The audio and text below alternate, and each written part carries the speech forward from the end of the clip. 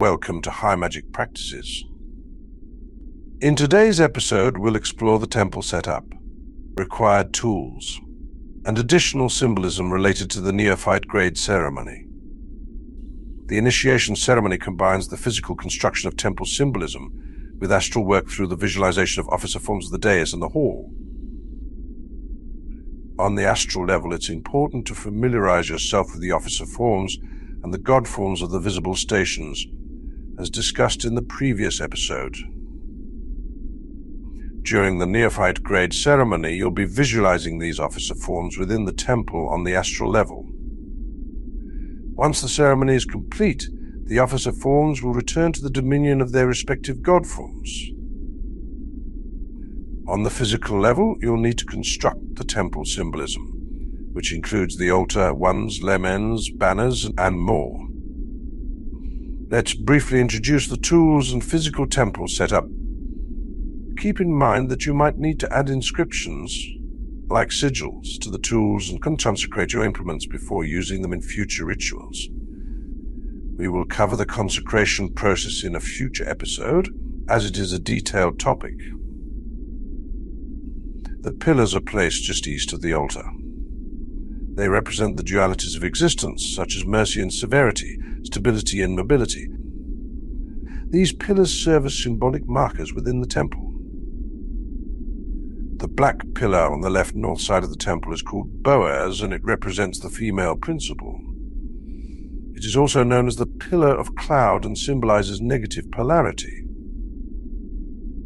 The white pillar on the right south side of the temple is called Yahim, and it represents the male principle. It is known as the pillar of light and fire, symbolizing positive polarity. The pillars can be constructed using long, thick lengths of PVC pipe, each with a black cubical wooden base. Each pillar may feature a lotus flower, a symbol of regeneration, a white lotus on the base of the black pillar, and a black lotus on the base of the white pillar. At the top of the pillars, you can place flaming red triangular capitals, which represent the true manifestation of the spirit of life. At the top are the three mother letters of the Sefer Yetzirah and the three alchemical principles of nature, sulfur, mercury, and salt. Simplified versions can be made from cardboard tubes or cloth strips hanging from the ceiling, one colored black and the other colored white. The banners of the east and west are placed in their respective quarters. The banners symbolize the duality of light and dark working from east to west, while the pillars represent the duality of light and dark working from south to north, thus forming a cross within the Neophyte temple. The banner of the east represents the initiate's transformation into the perfect knowledge of light. It symbolizes the dawning sun and can be likened to a shield that protects the student from negative forces throughout the initiation process. This banner can be used in meditation to help the student gain a greater understanding of the teachings of the order. The banner of the west features a white triangle, referring to the three paths connecting Malhut with the other Sephiroth. The red cross within the triangle represents the hidden knowledge of the divine nature, which is to be obtained through their aid. The cross and triangle together symbolize life and light. The red cross may be bordered in gold to represent the metal obtained through the darkness of putrefaction. The banner of the west, set on a black field, represents darkness or the ignorance of the outer world. The white triangle signifies the light shining through the darkness, which is not yet comprehended. The banner of the west is a symbol of twilight, the balance of light and darkness. The banner of the east is set on a white field, symbolizing light and purity. In the center is a golden cross and a white tower of life. Surrounding the Greek letter tau is a hexagram formed by a red triangle, representing the fire of spirit, and a blue triangle, representing the water of creation. Both banners can have red tassels hanging from each of the 5 corners. In the center of the room, place a black cubical altar, which symbolizes the physical world and serves as the focal point in the Neophyte Hall. This altar represents the idea that the mysteries of all dimensions are concealed within, while only the surface is revealed to the exterior senses. It is derived from a passage in the Emerald Tablet of Hermes, which states whatever is below is like that which is above, and whatever is above is like that which is below. On the altar, place the 4 elements of the mystic repast: a rose in the east, a cup of wine in the west, bread and salt in the north, and a lamp or red candle in the south. The mystic repast is a form of Eucharist intended to connect the practitioner with the elemental forces of air, fire, earth and water. In the center of the altar, place the cross and triangle symbol. The cross is red and should be positioned above the white triangle. This symbolizes the unity of spiritual and material forces, and the rise of light during the ritual, attracting divine forces into manifestation. A red rose is placed in the eastern part of the black cubical altar. The red rose alludes to the element of fire and the spiritual aspiration of the initiate. Blooming from the black earth, the red rose symbolizes the spiritual development and enlightenment of the initiate. The water cup is used for holding water or other liquids, symbolizing the element of water and the cup of life. The purpose of this cup is to purify the hall and the candidate with water. The top of the cup should flare outward like a crocus flower, a design often used in ancient Egyptian cups. The petals should be painted around the cup with acrylic blue. The ball, the triangular base, and inside of the cup can be a lighter blue. The edges of the petals, along with the Hebrew names and sigils, should be painted in orange. For the neophyte ceremony, the cup is filled with wine and placed at the western part of the altar. This wine symbolizes the waters, which are the blood of the earth and the water of purification. The bread and salt symbolize the material inclination or earthly nature of the initiate, which needs to be transcended through the initiatory process. They are placed on the northern side of the altar.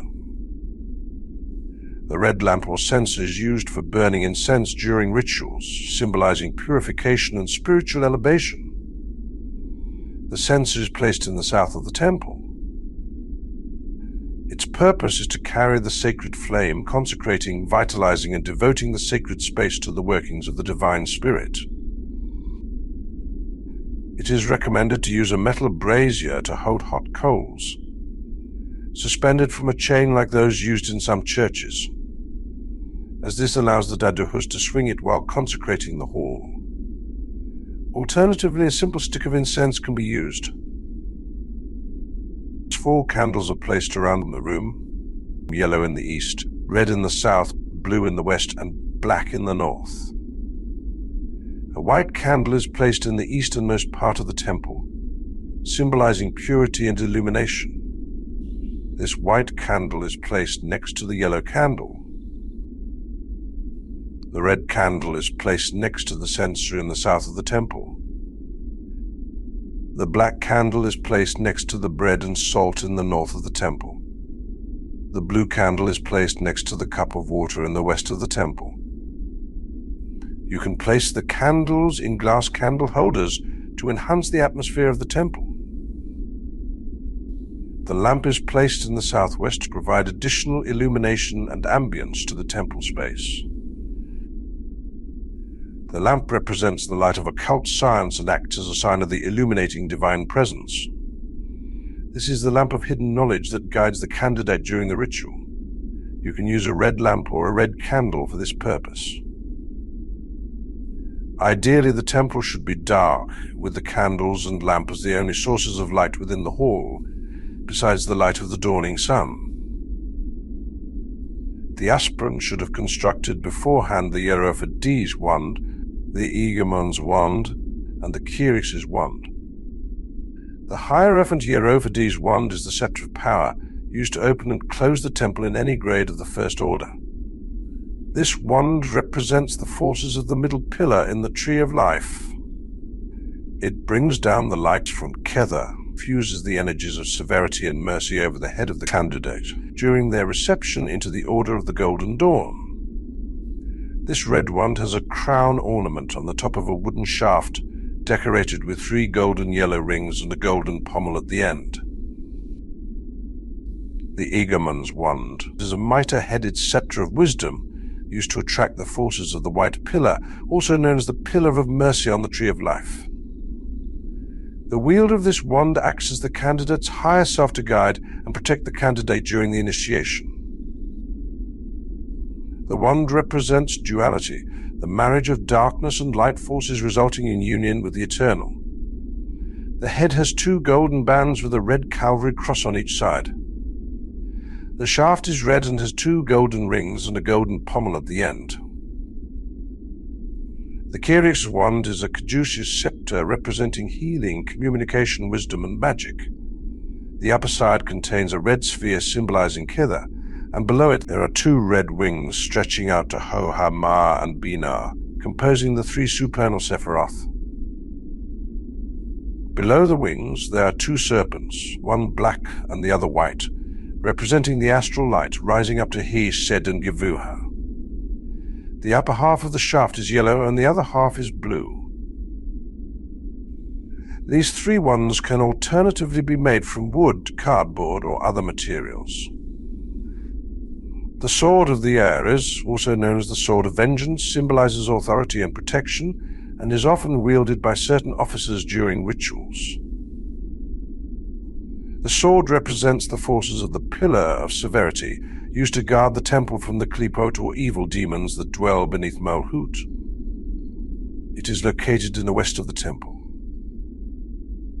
The black pommel at the bottom represents all forces of the Tree of Life grounded in Malhut. You should make or find a sword that is not too heavy.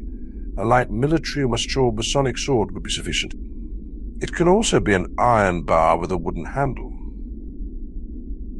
The grip should be painted red, symbolizing the universe governed by the flaming force of divine severity. The guard should be gold, representing Hod. It is important that the sword offers some surface for painting or engraving your motto. You can paint a pentagram in emerald green and add Hebrew names and sigils on the guard. A finished neophyte sash is placed in the east of the temple, symbolizing the aspirant's initiation into the Neophyte Grade. The sash fits over the initiate's left shoulder, running from the He Said center to the Hod center on the right hip. This also alludes to the watery and passive current of the black pillar. The sash of the neophyte is a long black band with a white triangle to symbolize light dawning in the darkness. The sash is a symbol of rank. It is to be constructed by the aspirant and embellished with symbols depicting their current status or grade. The sash of the First Order is black, representing the black pillar or the outer order. In each quarter of the temple we can have side altars. These altars can be small tables, nightstands, or similar pieces of furniture. Each side altar should be draped in an elemental colored cloth. Yellow for air in the east, red for fire in the south, blue for water in the west, and black for earth in the north. Each side altar can hold the respective candle and elemental symbol. Elemental symbols may be placed in the 4 quarters of the temple. At this point, you do not need to add the Enochian tablets, as they are complex magical tools associated with higher grades in the Golden Door. You just need to add the symbols of each element. You can use a poster board or thick paper to create these symbols. The symbol for air is a violet circle with a yellow outline and a yellow T placed in the east. The symbol for fire is a green circle outlined in red, with a sun of 3 red circles and alternating rays placed in the south. The symbol for water is an orange circle with a blue outline, blue cross, and blue inscriptions placed in the west. The symbol for earth is a white circle with a black outline and a multicolored cross placed in the north. For the initiation ritual, you can use cardboard lamens to mark the stations of all the officers within the temple. The physical temple symbolism is meant to create the ritual atmosphere and deepen your connection to the astral level. Remember that most of the ritual work involving the officers and the Godforms who govern them is done on the astral level. Therefore, the lamens of all the officers are placed in the temple to boost the visualization process during your self-initiation. Note that this is different from an initiation performed in a temple with adepts wearing robes and carrying their respective lamens. You don't need to create the robes for the self-initiation ritual. After the bath, the aspirant should put on the black tau robe and red sandals or slippers. The black robe represents a state of purification and protection. It signifies that the aspirant is in a state of readiness for spiritual work, having left behind the mundane concerns and impurities of everyday life. The red sandals symbolize energy and initiation. A cord is to be wrapped 3 times around the waist. The candidate will then use a blindfold in a darkened room during the meditation period before the ritual. The cord offers psychic protection during the ritual, symbolizing the connection between the aspirant and the spiritual forces invoked. The black cord wrapped 3 times represents the harmony among the 3 pillars of the Kabbalistic tree of life: severity, mercy, and mildness.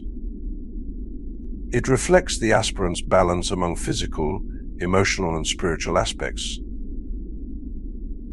That's all for now, esteemed friends. Thank you for joining us for this episode on High Magick Practices.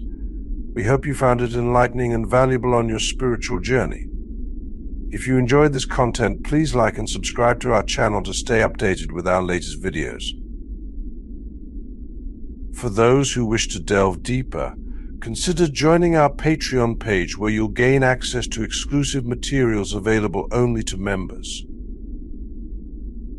If you wish to provide additional support, you can make donations via PayPal. Your contributions help us keep the show running and enable us to produce more content for you in the future. We appreciate your support and engagement. In our next episode, we'll explore how to consecrate the implements and tools used in the Neophyte Grade ceremony. Until then, continue your practice and stay connected to the magical current. Thank you, and see you next time.